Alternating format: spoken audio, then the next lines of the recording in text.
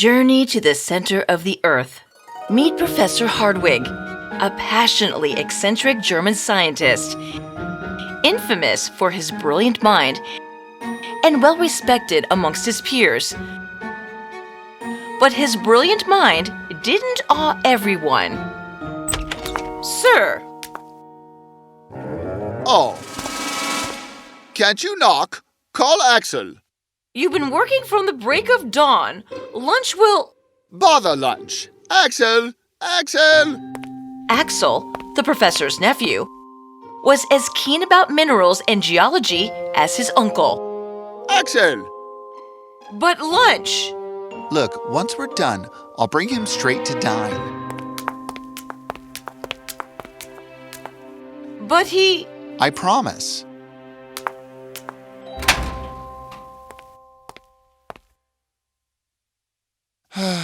Lunch. Tea, eggs, and toast. How will a scientist's hunger be satiated by such nonsense? Well, if you're hungry. Hunger for scientific discoveries. Look! Professor Hardwig held up an old scrap of parchment. What letters are these? They're runes, ancient Greek. I found it in an Icelandic book. Here, help me translate it. The two men groaned over the tedious task for a long time. Arne suck nusem. Axel, do you know who this message is from? Well, Arne suck nusem.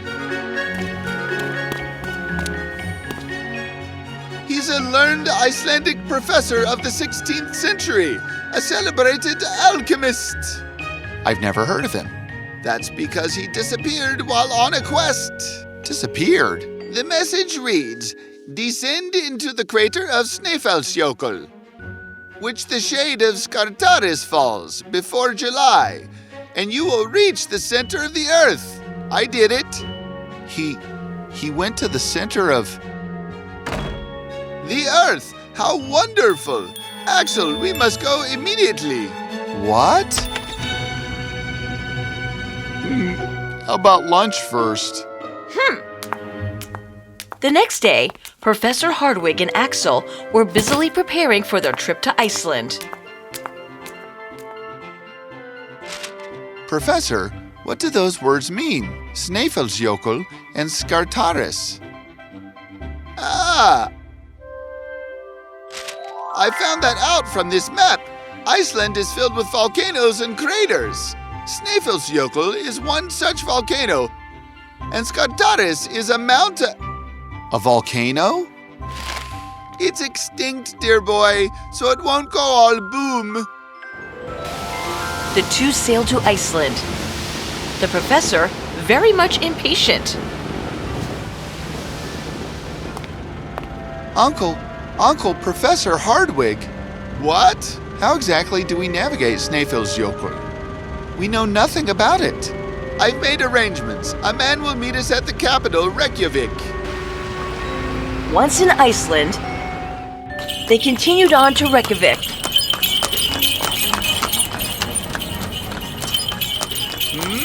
I think that's him.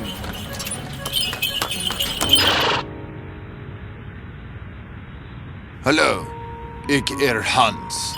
What's he saying? He says his name is Hans. Hello, I'm Professor Hardwig, and this is Axel. Come, I take you. Hans took Axel and the professor off to their hotel. Once there, Professor Hardwig readied all the preparations with Hans's help. Thermometers, compasses, ropes, and various other instruments were obtained for the trip. Are those Ruhmkorff coil lamps? Yes, you just wind this up and... There! They'll never run out as long as the coils are good. Soon they were ready and headed out towards the volcano, Snæfellsjökull. They began their ascent, and after quite a while, finally reached the top. While Axel shuddered, Professor Hardwig was ecstatic. Hans, doesn't this scare you? Scare? He probably feels just as excited as I do, right, Hans?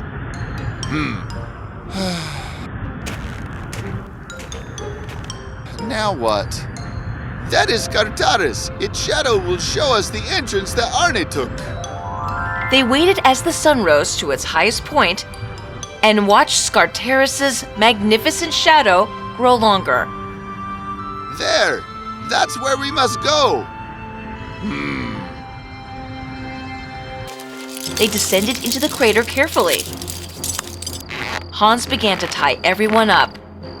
Not get lost inside. We'll be together this way. Hurry! I can hardly control my excitement. The trio entered the shaft, but soon had to rappel their way down. Ooh, don't open your eyes. You're all right.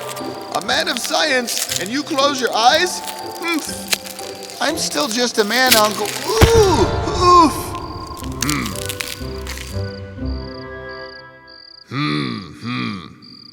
Meira.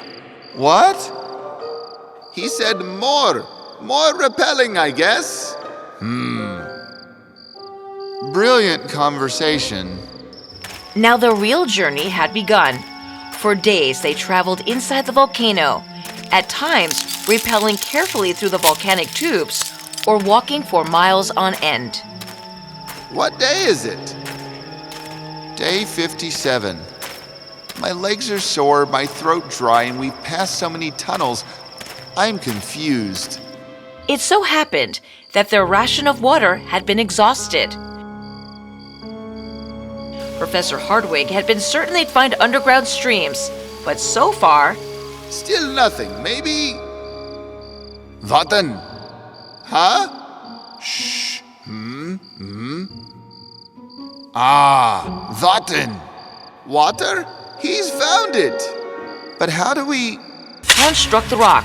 The mountain's thick centuries-old walls were a match for Hans' strength, but not his persistence. Great job, Hans. They gulped down the water and filled up their bottles. Feeling rejuvenated, they continued on their travels. They walked for a few more days when suddenly Hardwig saw something that made him stop. Look, these marks. The same ones on the parchment.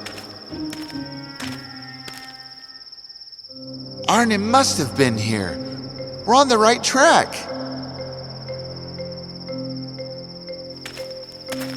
Master, come on. Axel and his uncle were surprised at Hans' excitement. Uncle.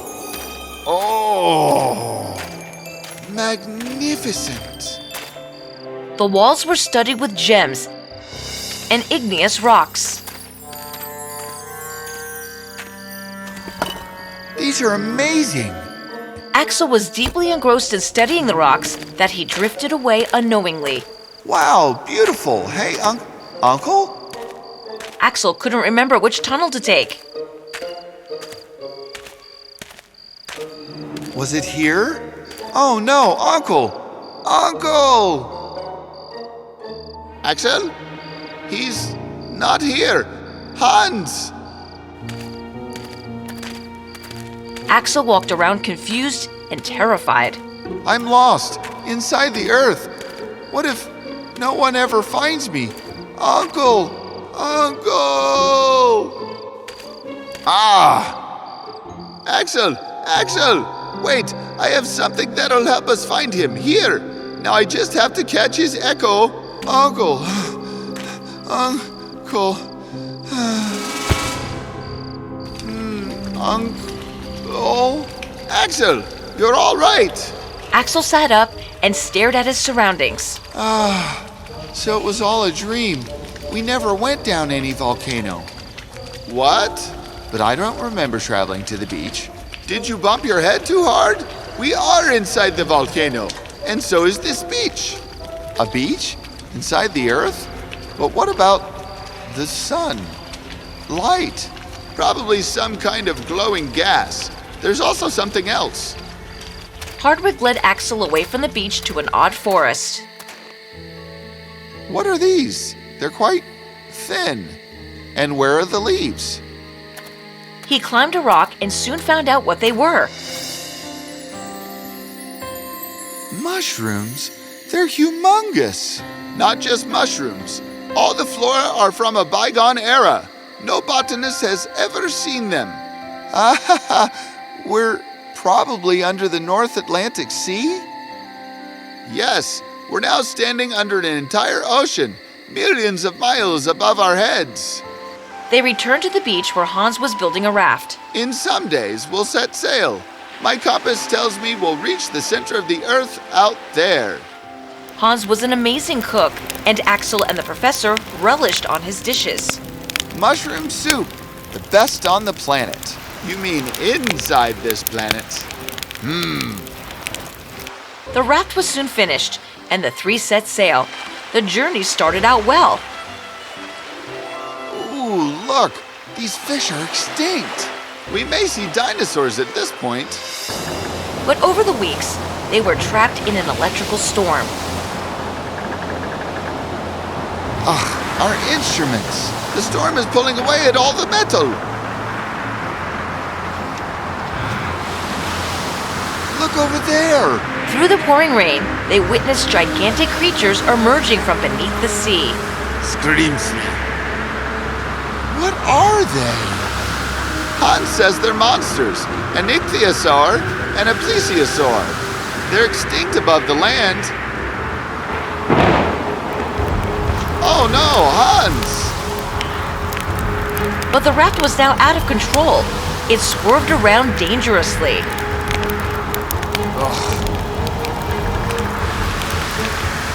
Axel!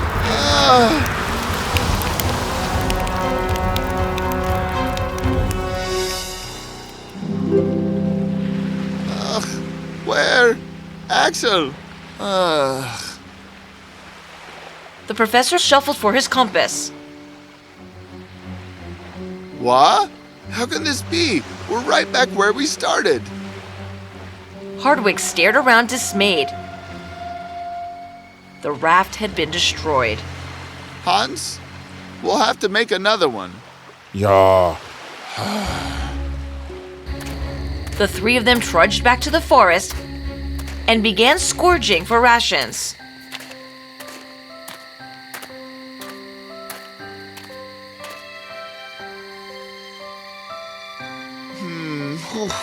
Oh, huh?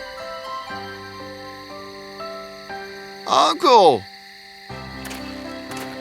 Professor Hardwig and Hans came running to him. But Axel only pointed at some marks. Arn's markings. They're here. But why? The professor ventured into a small opening close by and was pushed back immediately. The wind. That's it. What's it? That's how we get out. But I must be sure. Hans was made to climb up the windy shaft. He did so carefully and found that a huge rock was blocking the way.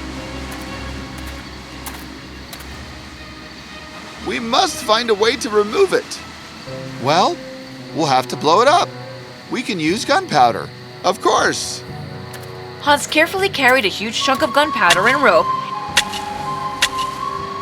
and placed it near the boulder. Hardwig was to set the rope's other end on fire. Get back.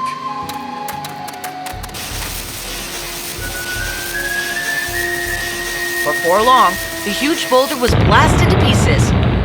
But it had done more than just unblock the shaft. What's happening? The explosion had caused the earth to break apart.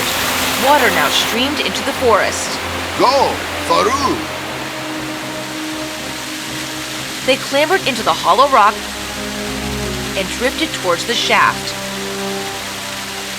Is that lava? Better hold on tight, lads. Oi.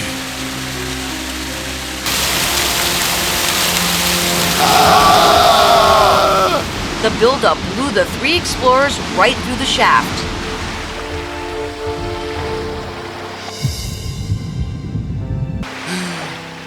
Uncle? Hans? They had been all blown out of a volcano, but not from Iceland. Hans was able to find their whereabouts after much trial. Stromboli? Italy! From Iceland, we've reached Italy, huh? Gah! Back to normal, boring civilization. But what an adventure! Right, Hans? Ha ha ha ha! Yeah. The three men traveled to Germany and were received as heroes. The crowds listened in stunned silence at Axel and Professor Hardwick's tale and stared in awe at Hans. They became famous worldwide. But soon it was time for Hans to go, and Axel and the professor were extremely sad. We shall miss you terribly, my man. New adventure. Me coma. Anytime. Ha ha ha ha! We shall definitely meet again. Hans departed back to his homeland. And the other two, well, they were now humble heroes. Or at least they tried to be.